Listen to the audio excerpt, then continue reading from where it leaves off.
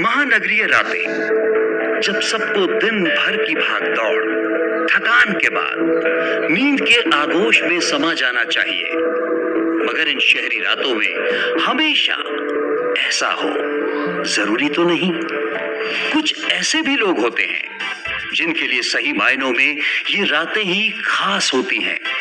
उनकी जिंदगी ही इन रातों से शुरू होती है। लेकिन हर रात में जागने वाला शख्स मौज मस्ती ही करे, ये जरूरी तो नहीं। कुछ की मजबूरियां भी होती हैं। एक बार रानू की शादी कर दूं, फिर आग लगी इस ओवर टाइम को। रोज देर हो जाती है घर लौटने में। न जाने कितनी ही बार वो सड़क से गुजरा होगा, अपने घर पहुंचा होगा, मगर आज की रात कुछ अलग है। आज वो शायद किसी की नजरों में है और उसे भी आभास हो गया कि उस गली में कोई है। पिछली बार उसने यहीं एक बूढ़े भिखारी की मदद की थी। कौन है उधर पे? कोई है क्या? अरे बोलना। और तभी उस गली के अंत में जो दिखा, वो समझ गया कि इस बार ये कोई बूढ़ा भिखारी तो हरगिज नहीं था। अंधेरे में चमकती वो दो लाल खूंखार आंखें जो किसी का भी खून जमा सकती थी। वो साइकिल छोड़कर भागने लगा। वो अनजान साया उसका पीछा कर रहा था, पर अब वो फंस गया है। नहीं, मुझे छोड़ दो, जाने दो। बचाओ, कोई है, बचाओ। और तभी उनके आसपास हल्की रोशनी हो गई। वो पूरे चांद की रात थी और बस अभी चांद बादल के एक टुकड़े से झांकने लगा था, जैसे धूप निकल आई हो। और फिर जो हुआ उसकी कल्पना उस किस्मत के मारे ने कभी की ही नहीं होगी। ये नजारा उसकी जिंदगी का आखिरी भी हो सकता है। और हाँ, ये शख्स न तो पहला शिकार था और न ही आखिरी।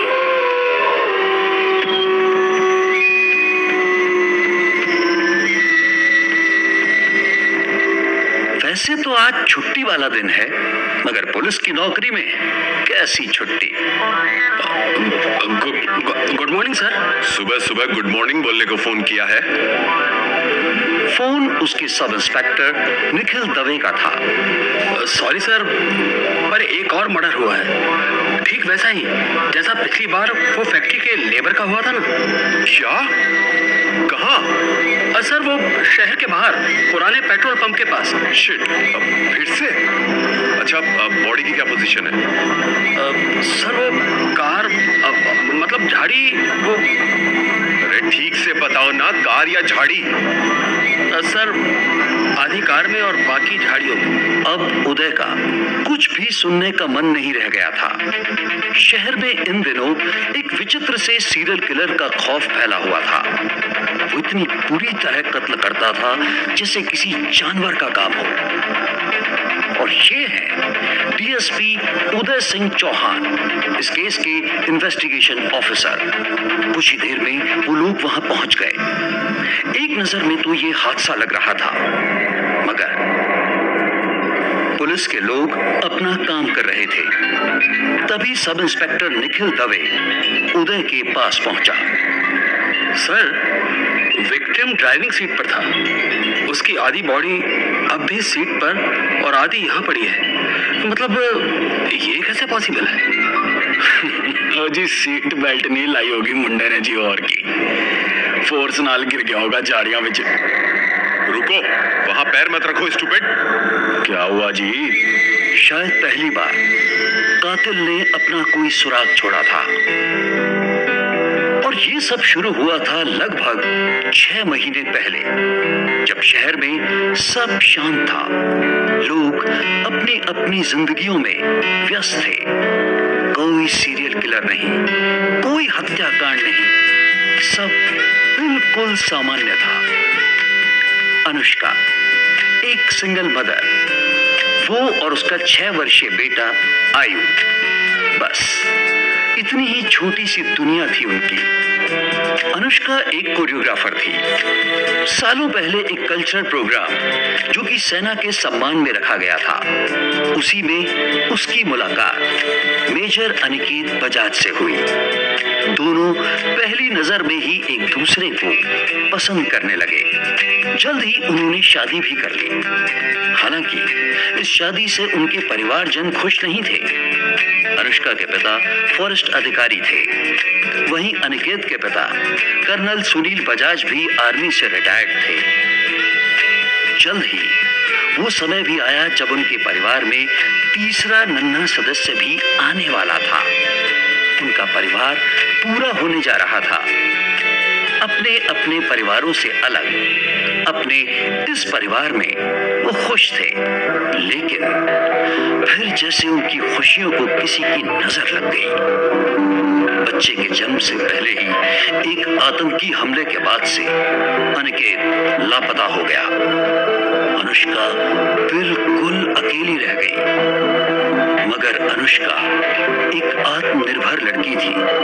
उसने अकेले ही अपने बेटे आयु की देखभाल की, उसे बड़ा करने लगी। वो एक कोरियोग्राफर थी और एक बार फिर से जिंदगी पटरी पर आने लगी। लेकिन एक बार फिर किस्मत की मार पड़ी। एक प्रोग्राम के दौरान अनुष्का स्टेज से गिर गई थी और उसे रीढ़ में गहरी चोट आई थी। आगे अब उसे कोरियोग्राफी छोड़नी होगी। तब से लेकर अभी तक अनुष्का ने किसी तरह गुजारा किया था। उसकी कुछ सेविंग्स, कुछ इन्वेस्टमेंट थे जिनसे काम चल रहा था, लेकिन अब उसे भविष्य की चिंता भी सताने लगी थी। आखिर ऐसे कब तक चलेगा? आज आयु का 6ठा जन्मदिन था। अनुष्का उसकी फेवरेट आइसक्रीम लेने चली गई और वहीं आयु की नजर बगल की टेबल पर पड़ी। हेलो, आपका नाम क्या है? मैं यश। और आपका नाम? यश, नाइस। आप क्या करते हैं? मैं सॉफ्टवेयर इंजीनियर हूँ। आपका नाम? आप स्कूल जाते हैं? क्या आप सिंगल हो? मेरी मम्मा से शादी करोगे? She is beautiful. हैं? क्या? ये क्या है? तभी वहां अनुष्का आ गई, जिसने आयु की बात सुन ली थी। सॉरी, वो बच्चा है, कुछ भी बोलता रहता है। कोई बात नहीं। सीरियसली, कई बार लगता है मेरे बाप ने बिना मरे दूसरा जन्म ले लिया है। क्या हुआ मम्मा? आपको यश अच्छा नहीं लगा? आयु, बस करो। क्या है ये? अपनी मम्मा की दूसरी शादी कराओगे? तो जब मैं बोर्डिंग चला जाऊंगा तो आप अकेली रहोगी। अनुष्का की समझ में नहीं आया वो क्या करे। आयु अपनी उम्र से कहीं ज्यादा परिपक्व था और ये कोई पहली बार नहीं था जो उसने अपनी माँ का घर बसाने की कोशिश की हो। अरे, ये क्या है? सुनील बजाज, ससुर जी, इन्हें कैसे मेरी याद आ गई? डियर अनुष्का, सबसे पहले तो मैं शर्मिंदा हूँ कि मैंने तुमसे हमेशा रूखा व्यवहार किया, मगर वजह तुम नहीं थी। मैं मौत के करीब हूँ और आखिरी बार तुम्हें और आयु को देखना चाहता हूँ। हो सके तो उसे लेकर मेरे जनकपुर वाले फार्म हाउस पर आ जाओ। वैसे भी अब वो तुम्हारा है। मैंने प्रॉपर्टी के पेपर भी भेज दिए हैं। अब एक जरूरी बात। उस चिट्ठी को छोड़ अनुष्का जल्दी से उस लिफाफे से दूसरे कागजात निकालने लगी। उसमें एक रजिस्टर्ड वसीयत थी जिसके अनुसार अनुष्का सुनील बजाज की हर संपत्ति की इकलौती वारिस है। Yes, yes, Yuppie! क्या हुआ मम्मा? कल हम दादाजी के पास जा रहे हैं, जनकपुर। पर आप तो उनको सन की बुड्ढा बोलती थी ना? आयु, बैड मैनर्स। पहले आप बताओ कि वो खड़ूस भी नहीं है क्या? आप ही तो बोलती थी। हे भगवान, ये लड़का। चल भाग, सो जाके। यकीनन ये अनुष्का की सभी समस्याओं का अंत था, मगर खुशी के मारे अनुष्का ने सुनील बजाज की चिट्ठी अधूरी ही पड़ी थी। और अगले दिन पूरे दिन का सफर करके वो आखिरकार जनकपुर पहुंच ही गए। वो जंगलों से घिरा हुआ छोटा सा खूबसूरत गांव था और वो अंततः बजाज फार्म हाउस पहुंच ही गई। अब क्या होगा? क्या ये अंत था सभी दुश्वारियों का या फिर नई चुनौतियों की शुरुआत? क्योंकि अनुष्का को नहीं पता था कि उस सामान्य सी दिखती जगह पर एक अनोखा रहस्य भी उसका इंतजार कर रहा था। जानने के लिए जरूर देखें अगला एपिसोड और तुरंत करें